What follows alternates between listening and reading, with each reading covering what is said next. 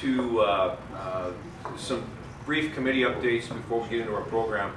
I did want to remind everybody, as Pete alluded to earlier, that yesterday was World Polio Day, and as everybody knows, polio is a very, very big cause for Rotary. And I asked Pete to identify a video or something like that that would provide us a really good message for the newer members.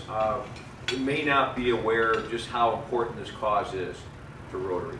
But this is something we've been stomping down for the last, as Pete said, 30 years. And been partnering with the Gates Foundation and some other major benefactors to, or foundations to get this taken care of. And we are down to just, I think there was a count a few years ago that was down in the teens. Yeah. And now there's a couple places it's popping back up. As I said earlier, it's a whack-a-mole game now, but we're real close. Pete, okay, so I may need some help with technology here, but we've identified a couple of videos that Pete picked out, just short videos, I promise, that I think were put up on the website that Neer's going to play for us. Again, just to remind us of, oh, there we go. Hopefully the speakers will work. Which one you, Pete, any preference? They're both short. Okay. And they're pretty self-explanatory. Okay.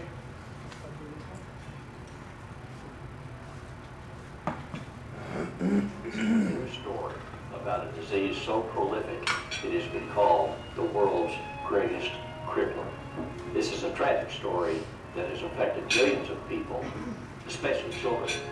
Polio is an invisible enemy causing fear, pain, and suffering. I'm David Hurt, polio chair for District 5790. As I gave some presentations to various clubs throughout our district, I found that many of the members of Rotary had no idea what polio was all about. So I wanted to take this opportunity with you to share a story about polio and a story about Rotary and its involvement to eradicate polio. At the height of the polio epidemic, fear was rampant. Hospital wards filled with polio victims for whom iron lungs provided the breath of life. Texas received its first iron lung in 1931. The most cases of polio in Texas was in 1952 with a reported incidence of 3,984 cases, just prior to the massive inoculation of the Jonas-Salk vaccine. Everybody, old and young, wanted to receive that vaccine. For many years, polio changed our lives. Communities frequently closed schools, theaters, even swimming pools in an effort to stop the spread of this highly contagious polio virus. Can you imagine the reluctance of a researcher to inject someone with a live polio virus? One reason the preventative cure took so long was that a dead, inactivated polio virus immunization had to be proven effective. Just finding a source for the virus for testing was a story of itself. During the field trial, it is amazing that 35,000 children in Houston, representing 75% of the population at that time, between the ages of 1 to 6, agreed to participate in an unknown field trial of the Salk vaccine. This action was due primarily to the frightening momentum of polio in Texas in 1952. While Dr. Salk's vaccine represented a tremendous breakthrough, it left a 10 to 30% margin of error. This opened the door for the next advance in immunology from Dr. Albert Sabin. In 1959, Dr. Sabin invented a vaccine. This vaccine used a live polio virus and an inoculation that did not require the use of a syringe, but could be administered through the mouth. The silver bullet, if you will. This is the long one. Okay. The problem became finding a silver gun to fire these immunization bullets, and distribution became the primary problem. On 29 September 1979, RI President James Bomar gave 2 drops of oral polio vaccine in Manila, thus launching what has been an incredible 37-year effort to eradicate polio. Since then, our Rotary International commitment to eradicate polio, together with our members' support and collective worldwide efforts, should make each of us proud to be a Rotarian. In 1917, at the Atlanta Rotary Convention, President Arch Clump stated the need for an endowment fund. An initial donation to get this started of $26.50 was contributed from the Rotary Club of Kansas City, Missouri. If your heart so moves you, I hope you will join me by also contributing $26.50 direct to the Polio Plus Fund. For ease of contributing, just go to www.endpolio.org/donate.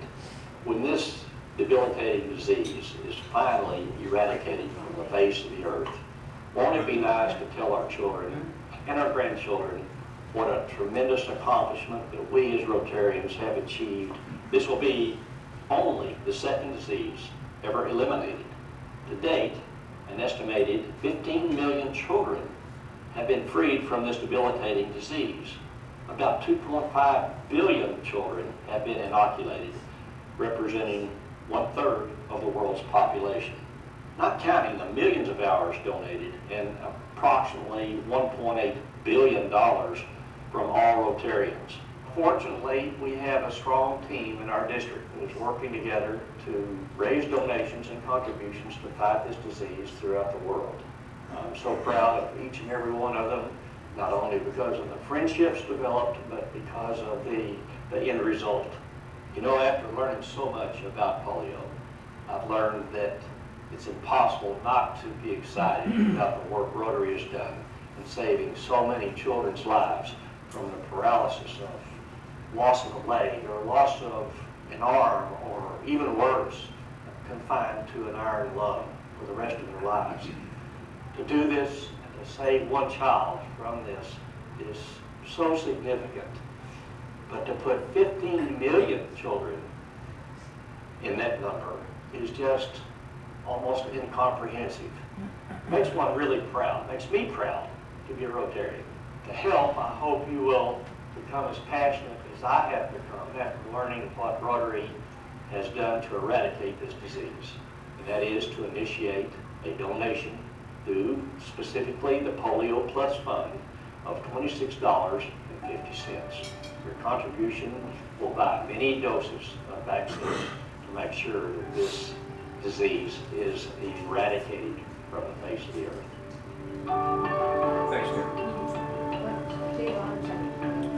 Yes, ma'am. I went through the arm where they do the injection in jail. Did you? Those of us who are young enough to remember had the injection. But also as a nurse, I looked after patients in iron lungs too. Oh, really? Wow, sometime I'd love to hear some, well, would love to, but I think No, it'd but be I mean, important that to was a long hear time some ago. stories You know, about it was that. a bad thing. Well, for new members, it's important that we learn about Rotary's involvement in the eradication of polio, and for those of us who've been around for a while, it's a good reminder. So keep it forefront of your minds, and thank you for any participation or contribution you've made to this effort. Any other comments on the polio day or anything like this? Good video though. I appreciate Yeah. you showing that. That was a good one. Yeah. All right. Couple of real quick committee updates before we introduce Kathy. The chamber event is that we're co-hosting with Iron. Iron Duck. You know, I just heard Iron Lung, and Iron Duck didn't sound right, and so I had to think about that. Yeah, the Iron Duck and Chevy, North Bend Chevrolet, at North Bend Chevrolet. That will be a blast. And by the way, no pressure, but in lieu of our meeting that Thursday morning, I'm hoping to see everybody there that evening. And you will get credit for attendance for being there. So we're not having a meeting that morning. We're not having a meeting that morning. I really Is want that everybody November to, I don't like November to, 8th. Is it November 8th? on the Yes. 8th, next Thursday. Okay. Yeah, I just, it's important that we don't overschedule Two people. Thursdays. Thursday week. That can't be next. Two. Thursday week. Two away. Two away, Two. thank you. 5 to 8. Okay, why don't you finish my announcement, Lisa, being I've screwed it all up. It's November 8th, and it's from 5 to 8. Yep, And Kelly and I have been, Kelly Coughlin from the chamber and I have decided that Wait, it's from 5, because we have it 5:30 on time. we Here, I'll send you. just as it can be, have them leave it, that's fine. Because when I told her, we're gonna need people there early anyways to set up, so 5:30, 5 to 8, whatever, just Okay. 5. We'll be having beverages back in the back, and the whole point is, we had mentioned before about trying to do some kind of fundraiser. So, and then we were talking about the closets for the school district. So we are gonna do raffle prizes, and we're asking everybody to bring a donation for the district school closets, not one individual school, but just in general. So we're gonna try and get Jonas to get it out there right now. We do have a red 67 that will be put back on the showroom floor. So just as we can fill it and then empty it and then fill it and then empty it before then or after, that'd be perfect. We'll just leave it up there for a while. But we will be having booze in the back. thank you, Lisa. Any other questions on that? Wait. Iron Duck's doing the food, Chevy's hosting it, and Rotary. So it's a trifecta. All of us are doing it, and then all 3 businesses will be donating something. The last item I want to talk about before we introduce Kathy is the fact that there's been an awful lot of discussion about maybe having a fundraising event that doesn't have something to do with beer or wine, which I think is important. I know we've kind of gotten into a rut there, but David has initiated, I want to thank him for this, by the way, and acknowledge everything he's already done, and he will do, a team to look at well, in fact, let me let you talk about what you're trying to do. That's probably Sure, yeah. So there was some interest expressed in a previous club assembly meeting that we had, in possibly running some kind of a race or climb type of event. And I suggested, hey, we've got a mountain over there that is the most frequently trafficked hiking trail in the state of Washington. People come from all over the state to hike right here in our valley. Why don't we have a climb or a race up one of these local mountains? So we've got a group of folks from our club who are actively looking into this as a thing that we might do. Nothing, of course, is finalized by any means. We're just in very preliminary fact-finding stages right now. But hopefully we'll be able to come to the club as a whole with a concrete proposal in, I don't know, maybe a month or two. Yeah. Well, I really, really appreciate the energy that's already been put forward on this. I love the idea, and I think it'll probably come together based on what I'm seeing. It's just there's an awful lot of T's to cross and I's to dot. Okay, Kelly, would you please introduce Kathy? No, I will guest not. speaker? Lee Oh, Lee's going to do it? Yes. Well, thank you, Lee. I got out of bed. You want to do it from there? Or you want to come up here? No. Kelly asked me to introduce Kathy because Kathy's really the first person I ever met when we moved out here from St. Louis. I came out here to interview at the law firm that her husband is the managing partner of in 1987. 88, no, Lisa. It was 87 because I came here in 88. And Kathy and John took me to dinner and we did our interview and whatnot. But so I've known Kathy for over 30 years. And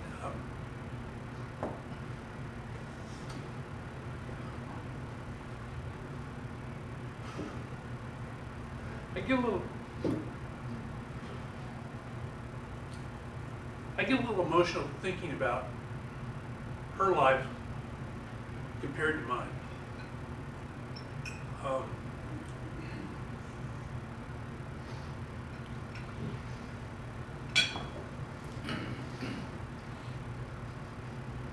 I'm a trial lawyer, so it shouldn't happen to that. I'm an atheist. What's the difference? Kathy is a Christian.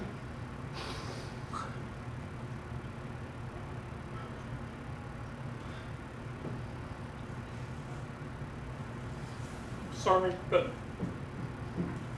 Kathy lives in Kennedy. She's one of those people,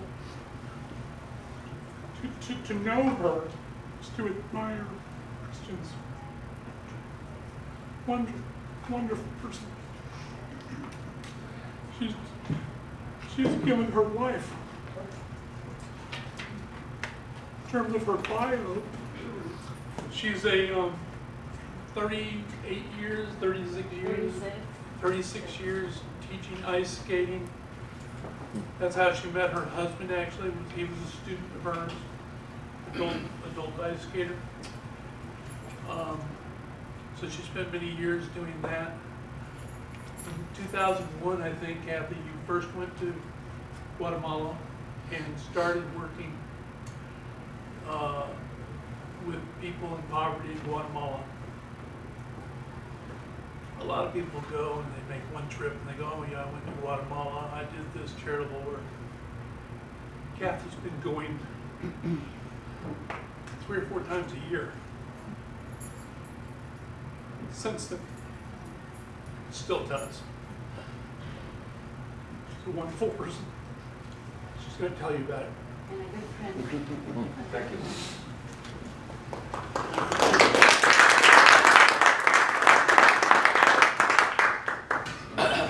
Yes, Neil, I'm assuming we can use this as a point or a clicker. Thank you very much. Well, it's a delight to be here this morning, and now I'm feeling a little choked up, and it's okay, I need maybe another cup of coffee. Can I get you one? No, thank you.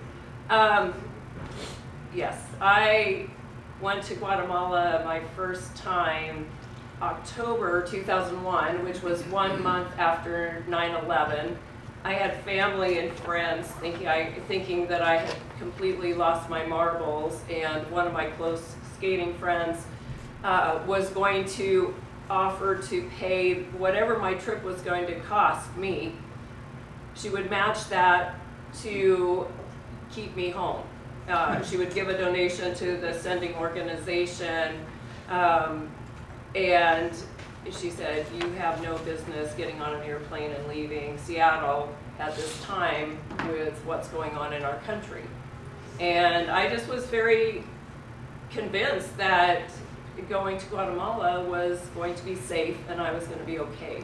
So the reason that I am calling what I'm going to share this morning A Journey with the Village is because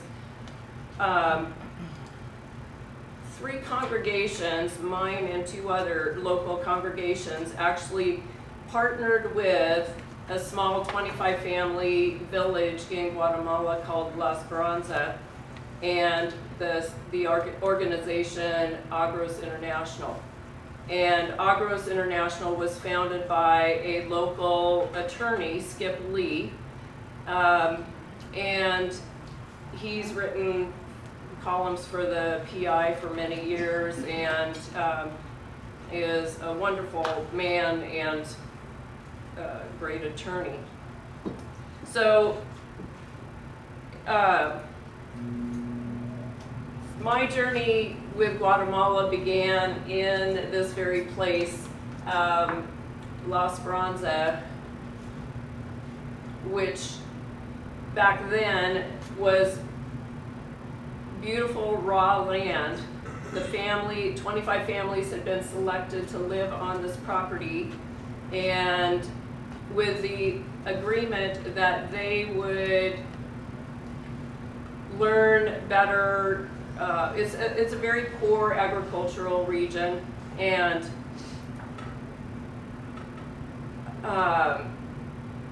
so agriculture is pretty much how they survive, and how they find work is usually the men and the older boys find work working for others, preparing the land, harvesting, rather than devoting all their time, taking care of their own land and providing for their families. It's usually the wives and the other children that take care of harvesting corn and beans and snow peas and whatever else they're growing to feed their families and to generate income. The snow pea project that started midway through my partnership with La Esperanza was an experimental crop that Agros gave an opportunity to 3 different villages as a trial. And not all the families had to grow the snow peas, but in La Esperanza, for instance, 11 families chose to try it. And I was on a trip to La Esperanza when the village actually received payment for their first ever snow pea crop. And it later then became a really strong cash crop for them and allowed them to earn enough money to repay the loan of their land and become landowners. Because all these years they have really had to struggle.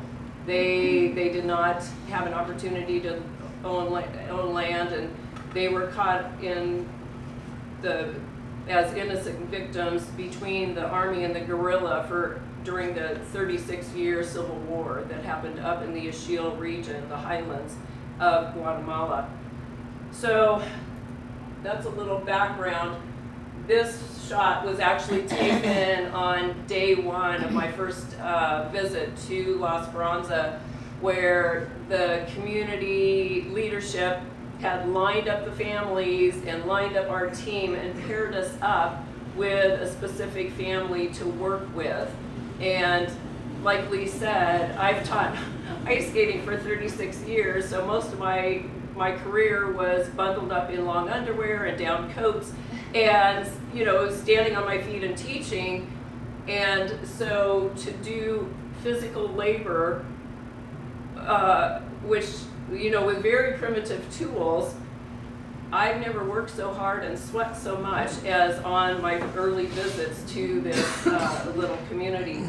And they speak an indigenous, they're Mayan Indian people, and so Spanish is their second language.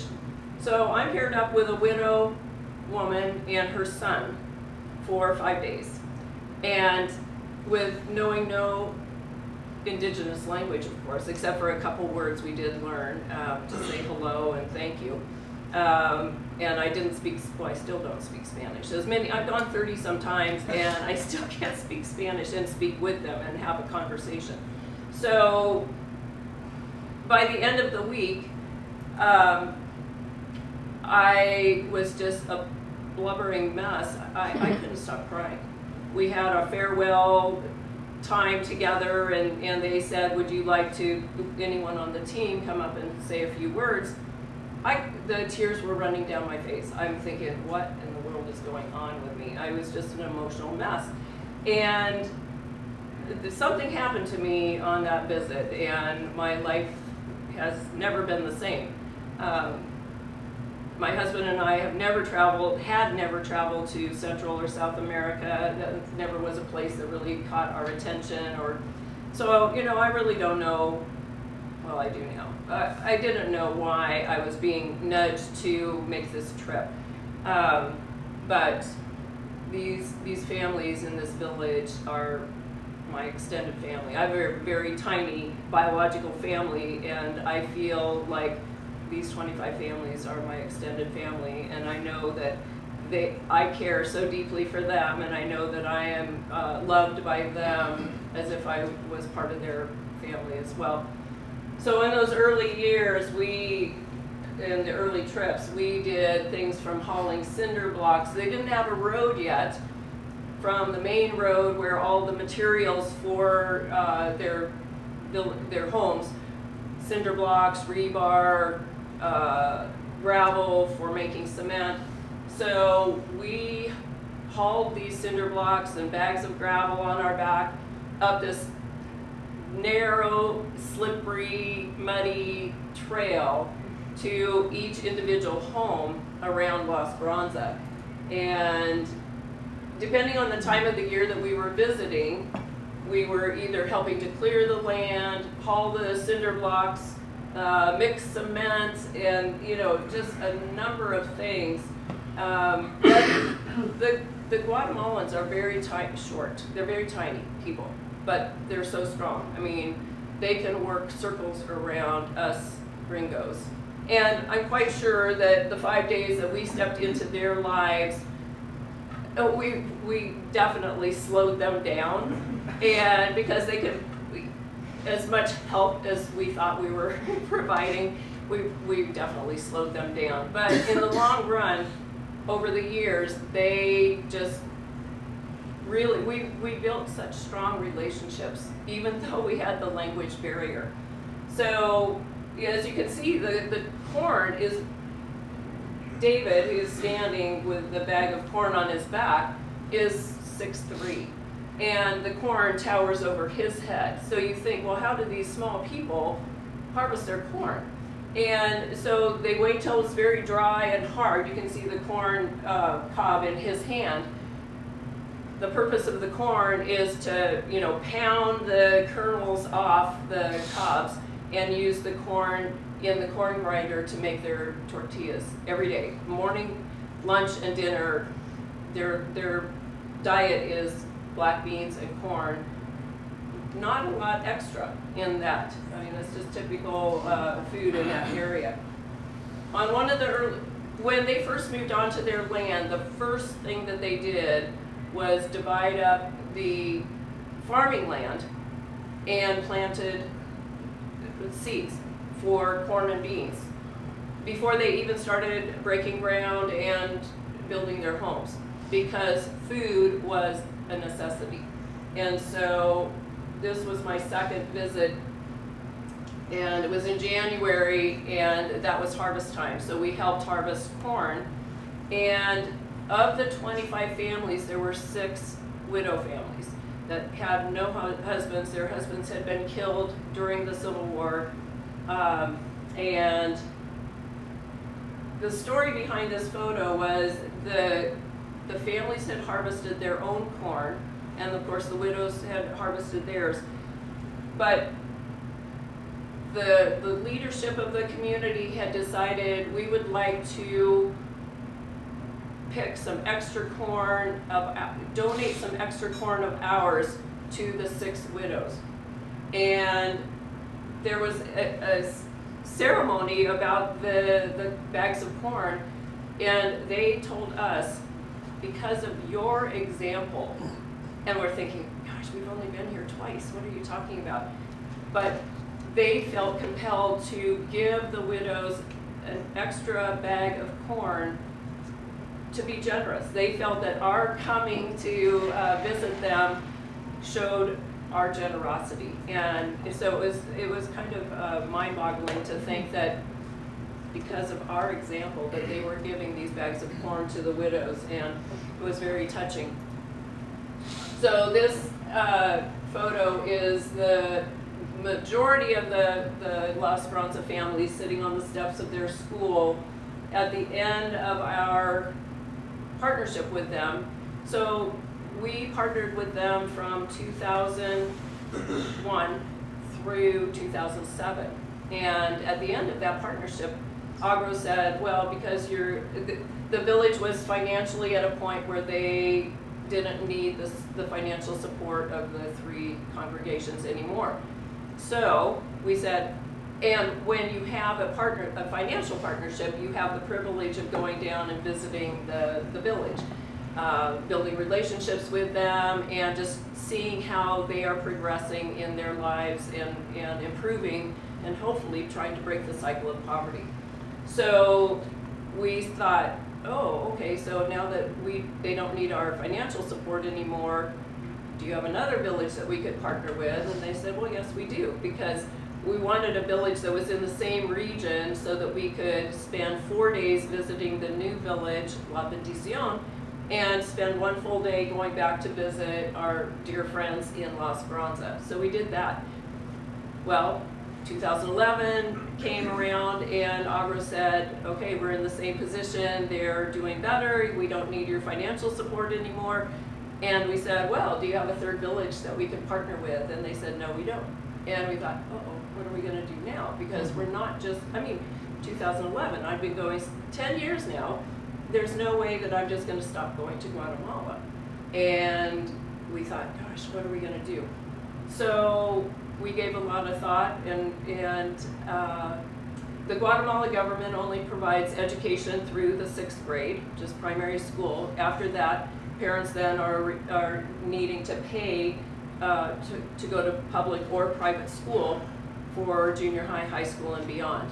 And these families, they don't practice birth control. They've got large families, lots of children, and that means a lot of good physical labor for them, the children, to help in the fields and around the house. And given going to school or having the access of their children helping, of course, they're gonna keep them at home. And, so most children would maybe have a 6th grade education, and some of the girls usually culturally would quit school early, and they would be pregnant as young teens and be married, starting their own families at a very young age and not getting a very good education. So we thought, well, let's develop a scholarship program and help these graduated 6th graders go on to junior high. So we started our own program called Nicholas Fund for Education, named after one of the Agro staff who we dearly admired, and he passed away from stomach cancer in 2010.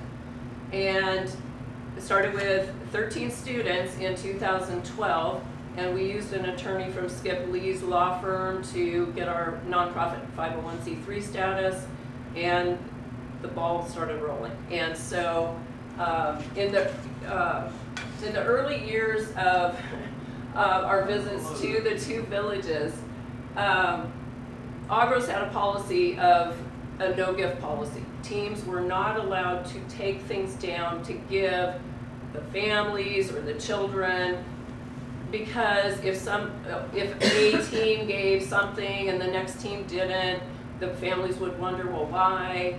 What did we do wrong? And so that way there were no expectations set and no disappointments. But what we could do was give to the schools, the primary schools. So we would take books and supplies and things like that down to leave with the primary schools, which was okay.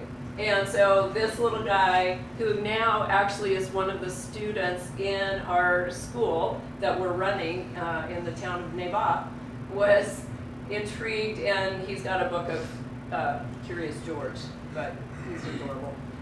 And what we would do when we visited the villages, we would always plan some activities and lessons and projects to do in the primary schools with the students. We had a husband and wife couple from Mercer Island who are both musicians, and she teaches music in the Mercer Island School District, and they donated recorders to the schools, primary schools. And these 4 girls gave us a performance on one of our visits. And this shows just another example of a craft project that coordinated with, we had taken down blow-up plastic globes, like beach balls, and had a lesson on the children learning the percentage of land mass versus water. And Can you teach me that?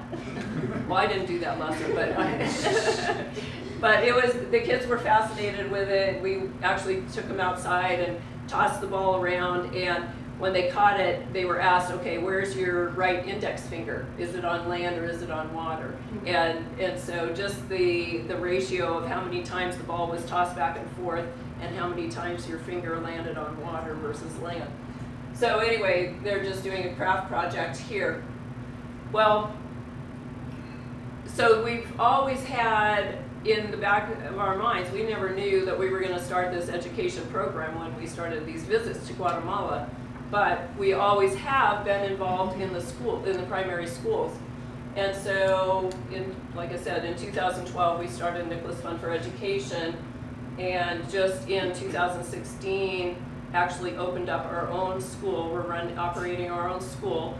It's the only full-day school program in the entire East region, and that's because of being in a poor agricultural region.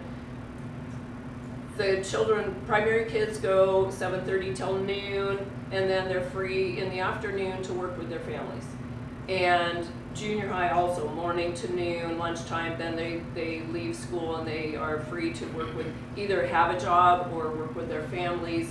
The senior high students have the morning free and then go in the afternoon. So we actually operate our school all day long, from 7:30 to 4, and we provide safe transportation. Every day they're picked up from their village and taken to the school, and then at the end of the day then returned home. So these kids are gone from their homes 11 to 12 hours a day. That's a huge sacrifice for these parents to be without these teens that are strong and healthy and helpful to their families. And yet, even though these parents have not had a formal education, and most of the women have never gone to school, most of the women have not, and so they still speak their indigenous language and don't really know much Spanish because they've just not had the education to learn. Usually the kids are taught Spanish and now even English in primary school. So we also do a distance learning program. We have this young woman, Juanita, who has spina bifida. And when she's standing beside me, she is tiny. She is so twisted. One of her legs is completely rotated around backward. And she's a smarty pants. She is so bright. And because of her disability, was not able to go on to junior high and was so thirsty to learn. And so we've known of her. She lives in the village of La Bendición, and she also gets car sick, so even transporting her from her village to the school was really not an option. So we provided a tutor to come to her little house in her little tienda. She actually, to help her family, has this little store on their family property so that families in the village can come and get soda, cookies, chips, batteries, it's stocked with some basics. And so that's her place, but that's also on the side where the camera was, is her little study area. And she was able to get her junior high, kind of like a GED. In 2 years rather than 3, she passed 7th, 8th, and 9th grade. And then in 1 year, she was able to get her, in Guatemala, senior high is 10th and 11th grade.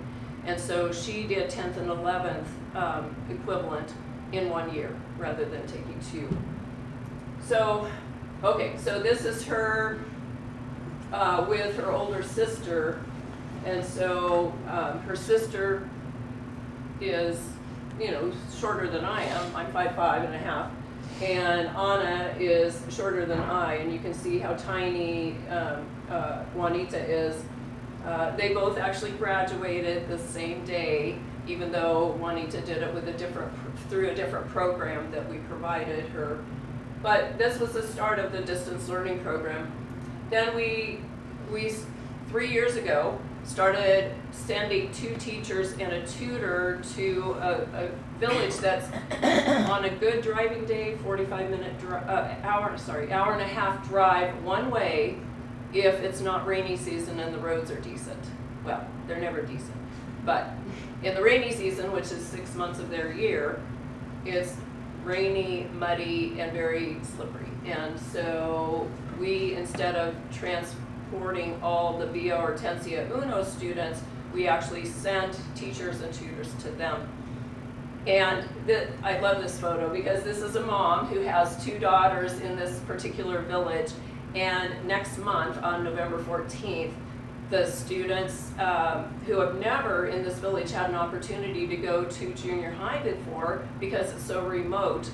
They have their first 9th grade graduating class from junior high. They are thrilled and so excited.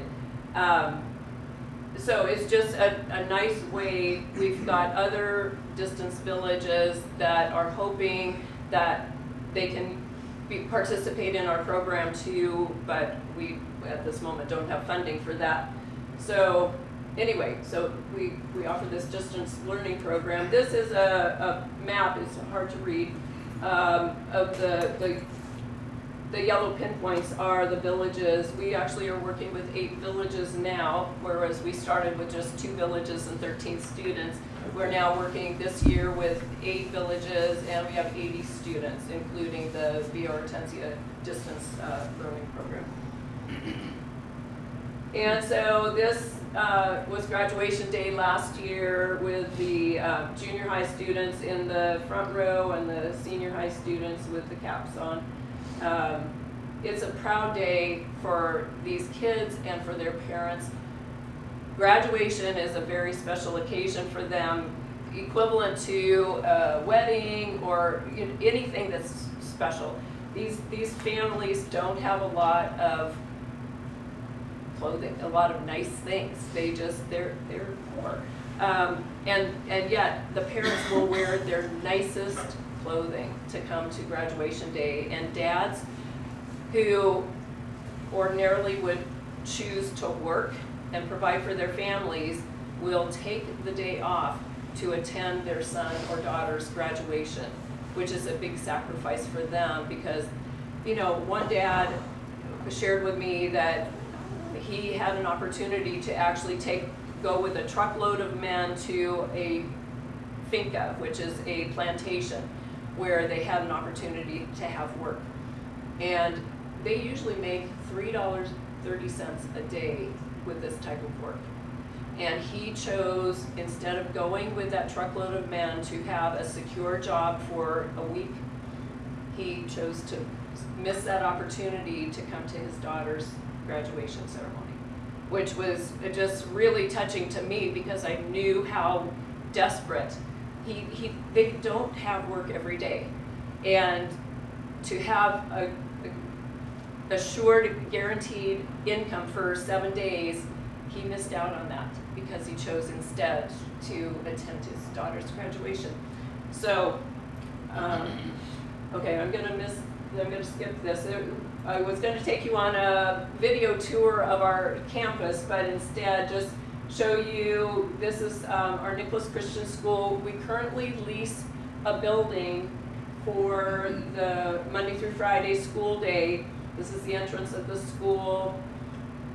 Below, on the first floor, is called a salon. It's a long room where the students gather all together. And then upstairs are 3 separate rooms for the various classes. And well, let's see, we have the high school, 10th and 11th are in one room, 7th and 8th, and then over in a different building, the 9th graders.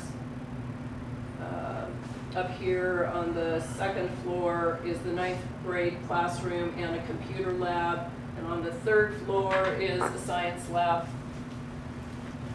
And a courtyard down below, so there's a PE teacher that they have physical education classes and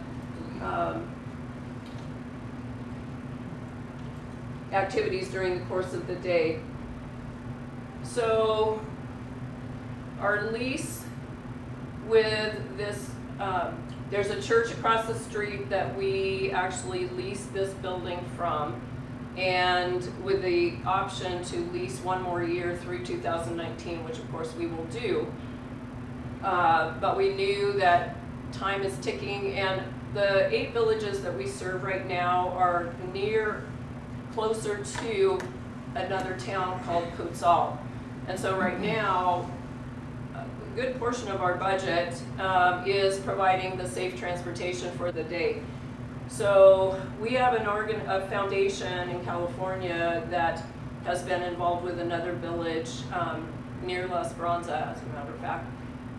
who visited their village, San Nicolas, last year and said that they would like to fund our new land. And so we, instead of leasing the building for our school, we just last Thursday, as a matter of fact, our national director down in Guatemala City signed the papers, and we are now landowners in Guatemala.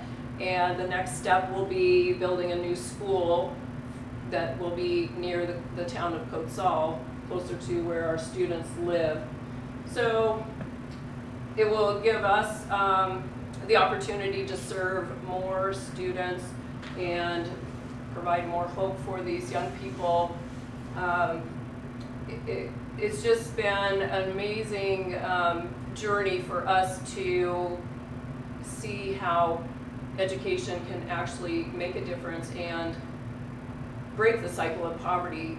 I've got a couple of evenings, I've been on Facebook Messenger talking with one of our Nicholas Christian School graduates who's tutoring in the Villa Hortensia Uno. His English is so good now that we can have a 45-minute, 60-minute conversation in English. And it's remarkable to me. And his mom in the background is listening to his side of the conversation in English. Are you talking to Kathy in Seattle? And she's not saying that in English, of course, but in her indigenous language. And she's just baffled by the fact that we can have this nice conversation. And I love it because my Spanish is so limited.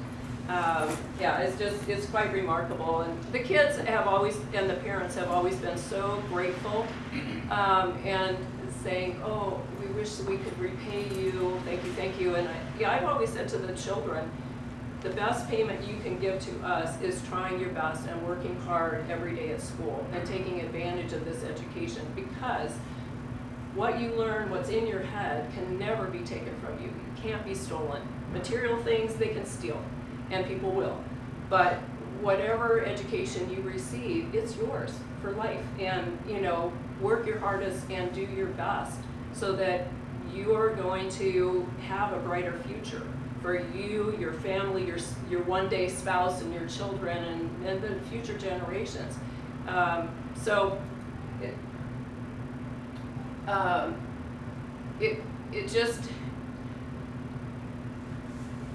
It's such a wonderful, amazing opportunity. And you all know, we have poverty here.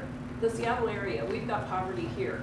You don't have to go to Guatemala or any other third world country to see or find poverty.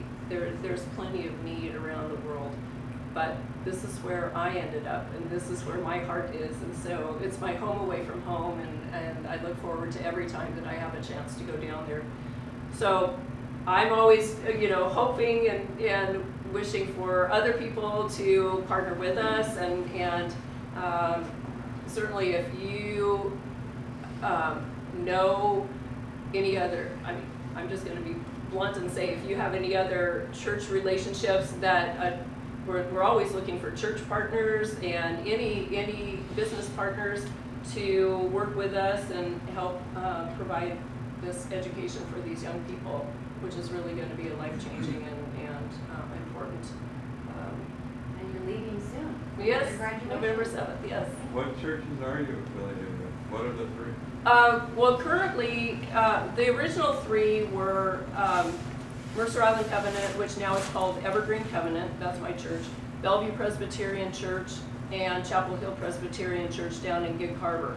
And after the first village partnership ended, the Chapel Hill Gig Harbor Church split off, and they wanted to find other churches or businesses in the Tacoma Gig Harbor area. And so Bellevue Presbyterian and Evergreen Covenant partnered together for the second village and actually started the Nicholas Fund for Education. So, yeah. Anybody else have any questions? Well, this is more of a statement than a question. You're kind of bearing the lead. The closest thing we have to a silver bullet for a country is education. Right. It absolutely transforms their society. They become a stable country, and they're less inclined to war, birth rate goes way down. Because boys figure out they have more options. Girls figure out they've got options. And it absolutely transforms society and makes them a stable country. And the whole key is breaking the cycle of poverty, reducing family size, and making us a strong community. Like I said, education is the magic bullet, silver bullet. Hey, out of respect for everybody's time, it is 8:15, but I want to make sure that anybody who has questions for Kathy gets them answered. So just go ahead. Nancy? I just wondered, do these children, after they graduate, do they have dreams of going on, and is there opportunities for them to go on to school?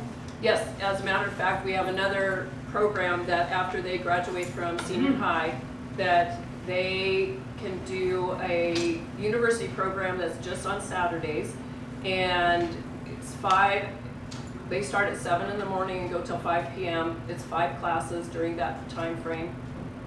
And so we've got several students who are doing the university program to become a teacher. We've got one boy, young man, who's doing a 3-year nursing program. And the beauty of because it's the poor agricultural region, they can actually work Monday through Friday, do their homework on the weekday nights, and go attend the university on Saturday. And Sunday down there is a very family-oriented day. They really take the day off, but they work hard the rest of the time. So yes, but part of that is they are going to repay part of their scholarship, and they're going to give 4 hours of volunteer time a week. And so there are some stipulations that go along with it. It's not just a free ride. Yeah. Yeah.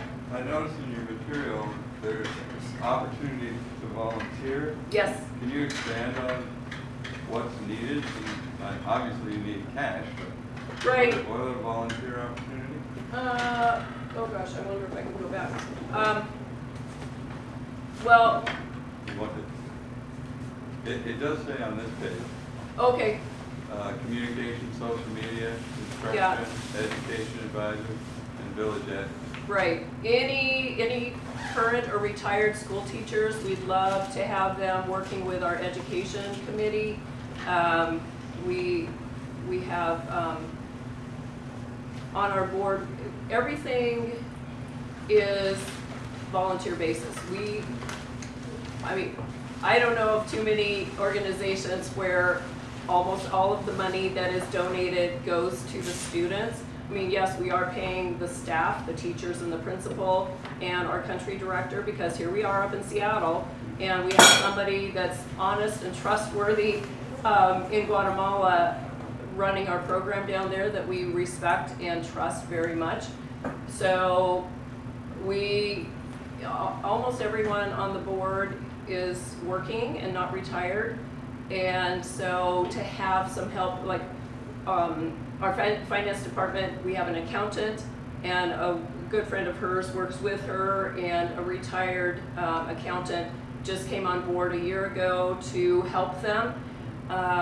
So anyone that has marketing and communication skills, or there are a lot of things that we would love to have people volunteer time with us.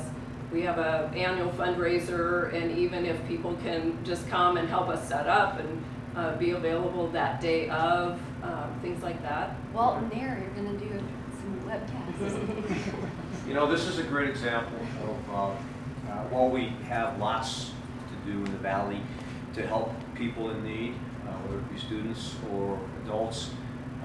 Great example of somebody, as Lee said, is an incredibly inspirational story. And I want to make sure that we remember that we're part of something bigger than ourselves and the valley. And that I think that when we do have opportunities to reach out internationally, we need to try to take advantage of them. So I thank you so much thank you. for joining us. And you certainly are welcome to come on a trip. We have I'm going on the next one. we have a November graduation trip, and then we have 2 February and a July trip that we actually spend 3 days working in the school with the students and the teachers and and it's all made up of whoever, like if you have computer skills, we put those people in the computer class and do some lessons on teaching PowerPoint or Excel or, you know, just various things that they're, and videography. I mean, we've got now some equipment for the teacher and the students to do videography and editing, and they love that. And so the makeup of the teams gives people opportunity to share their gifts and skills and their education with the students and staff in the schools. And then we have village visits that we go and actually visit the families in their villages. Well, we have a number of people in the club who enjoy international travel and would, although sometimes not that rustic. It's not